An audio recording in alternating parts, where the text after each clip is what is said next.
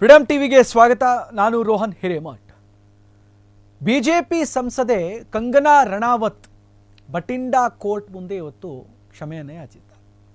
2020 ಕೃಷಿ ಕಾಯ್ದೆ ಪ್ರತಿಭಟನೆ ವೇಳೆಯಲ್ಲಿ ಮಾಡಿದಂಥ ಆ ಒಂದು ಟ್ವೀಟ್ ಇತ್ತಲ್ಲ, ಈಗ ಮತ್ತೆ ಅವರ ಹಿಂದೆ ಬಿದ್ದಿರುವಂಥದ್ದು.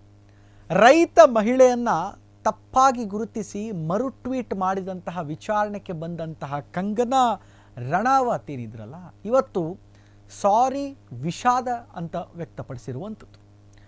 ಅದು ನಾನು ಬರೆದಿದ್ದಲ್ಲ, ಕೇವಲ ಮೀಮ್ ಅನ್ನು ಮರು ಟ್ವೀಟ್ ಮಾಡಿದ್ದೆ ಅಂತ ಹೇಳಿದ್ದಾರೆ. ಅಂದರೆ ಅವರು ಟ್ವಿಟ್ಟರ್ ಖಾತೆಗಳೆಲ್ಲ ನಾನು ಅದನ್ನು ಬರೆದಿಲ್ಲ, ಮೀಮ್ಸ್ ಮಾಡಿದಂಥವ್ರು ಏನಿದ್ರಲ್ಲ ಅದನ್ನು ಮರು ಟ್ವೀಟ್ ಮಾಡಿದ್ದೆ, ನನ್ನ ಖಾತೆಯಲ್ಲಿ ಮರು ಟ್ವೀಟ್ ಮಾಡ್ಕೊಂಡು ಹಾಕ್ಕೊಂಡಿದ್ದೆ ಅಂತ ಇವತ್ತು ಸ್ಪಷ್ಟವನ್ನು ಪಡಿಸಿದ್ದಾರೆ. ಇನ್ನು ವಿವಾದದ ಬಳಿಕ ಆ ಮಹಿಳೆಯ ಕುಟುಂಬಕ್ಕೆ ಕ್ಷಮೆಯಾಚನೆಯ ಸಂದೇಶವನ್ನು ಕೂಡ ಈಗಾಗಲೇ ಕಂಗನಾ ರಣಾವತ್ ಅವರು ಕಳಿಸಿದ್ದಾರೆ. ಕೇಂದ್ರದ ಕೃಷಿ ಕಾಯ್ದೆಗಳ ವಿರುದ್ಧ ಪ್ರತಿಭಟನೆಯ ವೇಳೆ ವಿವಾದಾತ್ಮಕವಾದಂತಹ ಟ್ವೀಟ್ ಮಾಡಿದ್ರಲ್ಲ, ಅದು ಇವತ್ತು ಕೋರ್ಟ್ನ ಮುಂದೆ ಕಂಗನಾ ರಣಾವತ್ ವಿಷಾದವನ್ನು ಈಗಾಗಲೇ ವ್ಯಕ್ತಪಡಿಸಿದ್ದಾರೆ. ಬಾಲಿವುಡ್ನ ನಟಿ ಮತ್ತು ಬಿಜೆಪಿಯ ಸಂಸದೆ ಕಂಗನಾ ರಣಾವತ್ ಅವರು 2020ರಲ್ಲಿ ಅಗ್ರಿಕಲ್ಚರ್ನ ಒಂದು ಆ್ಯಕ್ಟನ್ನು ವಿರುದ್ಧಕ್ಕೆ ಸಂಬಂಧಪಟ್ಟಂತೆ ಕೆಲವೊಂದು ಪ್ರೊಟೆಸ್ಟ್ ನಡೆದಂಥ ಸಂದರ್ಭದಲ್ಲಿ ಒಂದು ವಿವಾದಾತ್ಮಕವಾದಂತಹ ಒಂದು ಟ್ವೀಟ್ನ ಕುರಿತು ಸಂಬಂಧಪಟ್ಟಂತೆ ಇವತ್ತು ಬಟಿಂಡಾ ಕೋರ್ಟ್ನಲ್ಲಿ ಇವತ್ತು ಒಂದು ಸಾರಿಯನ್ನು ಕೇಳಿದ್ದಾರೆ. ಈ ವಿಷಾದವನ್ನು ಇವತ್ತು ವ್ಯಕ್ತಪಡಿಸಿದ್ದಾರೆ.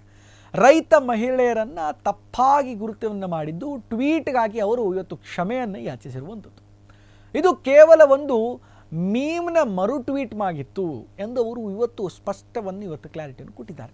ಈ ಪ್ರಕರಣ ಈ ಒಂದು ಕೇಸ್ಗೆ ಸಂಬಂಧಪಟ್ಟಂತೆ ಇಡೀ ದೇಶಾದ್ಯಂತ ಆಕ್ರೋಶವನ್ನು ಕೂಡ ವ್ಯಕ್ತವಾಗಿತ್ತು.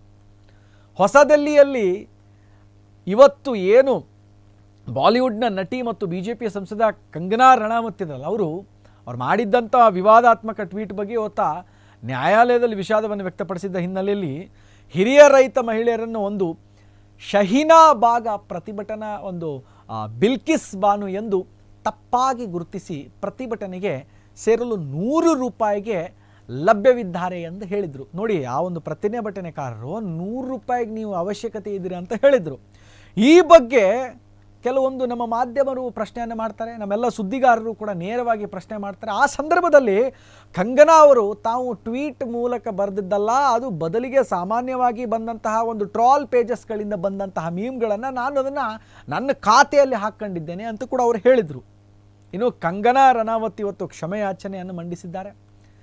ಸಂಸದೆ ಆದ ಕಂಗನಾ ಇಂದು ಬಟಿಂಡಾ ನ್ಯಾಯಾಲಯದ ಮುಂದೆ ತುಂಬ ಖುಷಿಯಾಗಿದ್ದ ಬಂದಿದ್ದು. ನೀವು ನೋಡ್ತಾ ಇದ್ದಂತೆ ದೊಡ್ಡ ಜನಸಮೂಹ ಕೂಡ ಸೇರಿತು. ಅಲ್ಲಿ ಅವರು ಬಂದಂಥ ಸಂದರ್ಭದಲ್ಲಿ ಜನಾಂಗ ಸೇರಿಬಿಟ್ರು. ಎಲ್ಲ ಅಭಿಮಾನಿಗಳನ್ನು ಭೇಟಿ ಮಾಡಿದಂಥ ಅವರು ತಮ್ಮ ತಾಯಿಯ ರೈತ ಮಹಿಳೆ ಗಂಡನಿಗೆ ಈ ಒಂದು ಗೊಂದಲದ ಬಗ್ಗೆ ಕ್ಷಮೆಯಾಚನೆಯನ್ನು ಕೂಡ ಕೊಟ್ಟರು. ಕ್ಷಮೆಯಾಚನೆ ಸಂದೇಶವನ್ನು ಕೂಡ ಕಳಿಸಿದ್ದಾರೆ. ಇಂತಹ ವಿವಾದವನ್ನು ಕನಸಿನಲ್ಲೂ ಊಹಿಸಿಕೊಂಡಿರಲಿಲ್ಲ ಅನಿಸುತ್ತೆ ಕಂಗನಾ ರಣಾವತ್ ಅವರು. ಅದನ್ನು ಕೂಡ ಇವತ್ತು ಬೇರೆ ಹೇಳಿದ್ದಾರೆ. ಈ ವರ್ಷ ಆರಂಭದಲ್ಲಿ ಸುಪ್ರೀಂ ಕೋರ್ಟ್ನಲ್ಲಿ ಕಂಗನಾ ವಿರುದ್ಧ ಮಾನನಷ್ಟ ಮೊಕದ್ದಮೆಯನ್ನು ಕೂಡ ರದ್ದುಗೊಳಿಸಲು ಕೂಡ ಕೊಳ್ಳಿಲ್ಲ. ಡಿಫಮೇಷನ್ ಕೇಸ್ನ ಹಾಕಿದಂಥ ಸಂದರ್ಭದಲ್ಲಿ ಅದನ್ನು ಸುಪ್ರೀಂ ಕೋರ್ಟ್ನಲ್ಲಿ ಹಾಕೊಂಡಾಗ ಅದನ್ನು ನಿರಾಕರಿಸ್ತು. ಇನ್ನು ನ್ಯಾಯಾಲಯವು ಕೂಡ ಇದಕ್ಕೆ ಕೆಲವೊಂದು ಸಾಮಾನ್ಯವಾಗಿ ಮರು ಟ್ವೀಟ್ ಸಂಬಂಧಪಟ್ಟಂತೆ ಇದು ಆಗಿಲ್ಲ ಅಂತ ಕೂಡ ಹೇಳ್ತು. ಇದು ಹಾಗಾದರೆ ಅಲ್ಲಿ ಹಿಂದೆ ನಡೆದಿದ್ದಂಥದ್ದು ಏನಂತಂದರೆ, ಕಂಗನಾ ರಣಾವತ್ ಅವರು 2020ರಲ್ಲಿ ಕೆಲವೊಂದು ಟ್ವೀಟನ್ನು ಮಾಡ್ತಾರೆ, ಮಹಿಳೆಯರಿಗೆ ತಪ್ಪಾಗಿ ಗುರುತಿಸ್ತಾರೆ, ಅವಹೇಳನವನ್ನು ಮಾಡ್ತಾರೆ. ಈ ಒಂದು ಘಟನೆ ರೈತ ಒಂದು ಸಂಘಟನೆಗಳಿಗೆ ತೀವ್ರ ಒಂದು ವಿರೋಧಕ್ಕೆ ಕಾರಣವಾಯಿತು.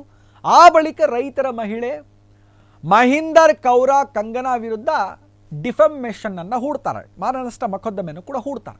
ಈ ಪ್ರಕರಣ ವಿಚಾರಣೆಗೆ ಕಂಗನಾ ರಣಾವತ್ ನ್ಯಾಯಾಲಯಕ್ಕೆ ಹಾಜರಾಗಿತ್ತು. ನ್ಯಾಯಾಲಯ ಹೊರಗೆ ನಮ್ಮ ಎಲ್ಲ ಮಾಧ್ಯಮದವರು ಕೇಳಿದಂಥ ಒಂದು ಪ್ರಶ್ನೆಗೆ ಮಾತನಾಡಿದಂಥ ಕಂಗನಾ ರಣಾವತ್ ಏನಿದ್ರಲ್ಲ, ತಮ್ಮ ಟ್ವೀಟ್ ಒಂದು ಸಾಮಾನ್ಯದ ಒಂದು ಮೀಮ್ ಅಂತ ಇವತ್ತು ನಮ್ಮ ಮಾಧ್ಯಮದವರಿಗೆ ಇವತ್ತು ಉತ್ತರ ಕೊಟ್ಟರು. ಯಾವುದೇ ಮೂಲದ ವಿಷಯವನ್ನು ಇದರಲ್ಲಿ ಸೇರಿಸಿಲ್ಲ ಎಂದು ಈಗಾಗಲೇ ಸ್ಪಷ್ಟವನ್ನು ಪಡಿಸಿದರು. ಏನೋ ಕಂಗನಾ ರಣಾವತ್ ಅವರು ಮತ್ತೆ ಆ ಒಂದು ಸುದ್ದಿಯ ಯಾವಾಗಲೂ ಒಂದು ಕೇಂದ್ರ ಬಿಂದು ಸುದ್ದಿಯಾಗೇ ಇರ್ತಾರೆ. ರೈತ ಪ್ರತಿಭಟನೆ ವೇಳೆ ಅಂತ ಮಾಡಿದಂಥ ಒಂದು ದೊಡ್ಡ ವಿವಾದ ಇತ್ತಲ್ಲ, ಆ ವಿಷಯದಲ್ಲಿ ಕೊನೆಗೂ ಅವರು ಸಾರಿಯನ್ನು ಕೇಳಿದ್ದಾರೆ. ಇದು ಕೇವಲ ಒಂದು ಮೀಮ್ ಅಂತ ಮರು ಟ್ವೀಟ್ ಅಲ್ಲ, ಯಾರನ್ನು ಕೂಡ ನೋಯಿಸುವ ಉದ್ದೇಶವೂ ಇರಲಿಲ್ಲ ಅಂತ ಒಂದು ಇವತ್ತು ನಮ್ಮ ಮಾಧ್ಯಮವನ್ನು ಹೇಳಿದರು. ಸುಪ್ರೀಂ ಕೋರ್ಟ್ ಈಗಾಗಲೇ ನೀವು ಅದಕ್ಕೆ ಕ್ಷಮೆಯನ್ನು ಯಾಚಿಸಿದ್ದಾರೆ ಅಂತ ಕೂಡ ಇವತ್ತು ಹೇಳಿದ್ರು. ಈ ರೀತಿಯಾಗಿ ಹೀಗಾಗಿ ಏನು ಈ ಕಂಗನಾ ಅವರು ಕ್ಷಮೆ ಕೇಳಿದ್ದಾರಲ್ಲೇ, ವಿವಾದಾತ್ಮಕ ನೆರಳು ಅವರನ್ನು ಮುಂದಿನ ದಿನಗಳಲ್ಲಿ ಹಿಂಬಾಲಿಸ್ತದ ಅಥವಾ ಟ್ವೀಟ್ನಿಂದ ಒಂದು ಟ್ರಬಲ್ನಿಂದ ಹೊರ ಬರ್ತಾರಾ ಅಥವಾ ಮುಂದೆ ಇದೇನಾದರೂ ಸಾಬೀತಾಗುತ್ತಾ ಅಂತ ಪ್ರಶ್ನೆ ಇವೆಲ್ಲವೂ ಕೂಡ ಇದೆ. ಈ ಕ್ಷಮೆಯಾಚನೆ ಜನಮನ ಗೆಲ್ಲುತ್ತಾ ಅಥವಾ ಇದು ಮತ್ತೊಂದು ಈಗ ರಾಜಕೀಯ ಒಂದು ವಿವಾದಕ್ಕೆ ದಾರಿ ಮಾಡಿಕೊಡುತ್ತಾ ಅನ್ನುವಂಥ ಪ್ರಶ್ನೆ ಈಗ ಇದೆ. ಇನ್ನಷ್ಟು ಅಪ್ಡೇಟ್ಸ್ಗಾಗಿ ನೋಡ್ತಾ ಇದ್ದೆ ಫ್ರೀಡಮ್ ಟಿವಿ, ಜನಸಾಮಾನ್ಯರ ಶಕ್ತಿ.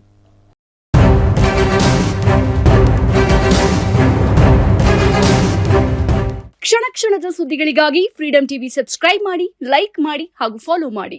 ಹೊಸ ಸುದ್ದಿಗಳ ನೋಟಿಫಿಕೇಶನ್ಗಾಗಿ ಬೆಲ್ ಐಕಾನ್ ಮೇಲೆ ಕ್ಲಿಕ್ ಮಾಡಿ.